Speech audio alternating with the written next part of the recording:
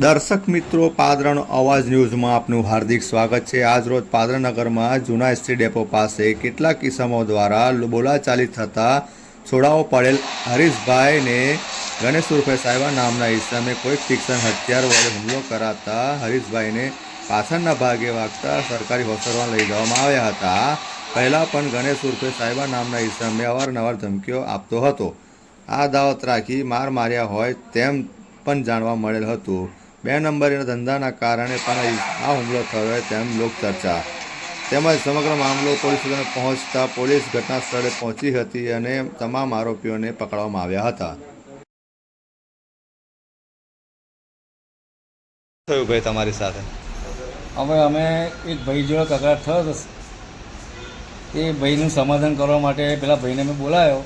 એ ભાઈએ આવીને મને કંઈ હથિયાર જેવું વસ્તુ છે ને પાછળ મારી દીધું છે। હવે હું માર્યું, હું હતું વસ્તુ દિશા હથિયાર જેવું હતું, તો હું હટીને આગળ હોત તો હું મરી હતી। કોને માર્યું? સાહેબાએ। શું નામ? સાહેબો। ને શાનો ધંધો કરે છે? એ વાંકડાનો ધંધો કરે છે અને દારૂ એટલો બધો પીધેલો હતો સાહેબ કે એને ભણ જ નહોતું। અને આવી રીતે એવું કહે કે હિન્દુ મુસલમાન મેં કહું મારે તો એવું હતું જ નથી કશું, પણ એને આવી રીતે આવું નાટક કર્યું અને આવી રીતે કર્યું મારી જોડે। શું ધમકી હાલતો હતો? દરરોજ ધમકી, દરરોજ રાતે બીજો ભાઈબંધ છે એને પટેન પટ્ટે માર્યો, ભોપો કરીને છે અમારો ભાઈ, એને પટેન પટ્ટે માર્યો સાહેબ। એ દરબાર છે અમારો। કેવી ધમકી આપતો હતો? કે તમે લુખાવો આમને તેમને ફલાણું ટીકનું એ રીતે વાત કરી અને ધમકી આલે કે તમારે લોકોનું મર્ડર કરી નાખીશ એવી રીતે વાત કરો થઈ ગયો। ને આજે શું માર્યું? આજે એને જીસણ વસ્તુ માર્યું, આ પાછળ વાગેલું જ છે મને જો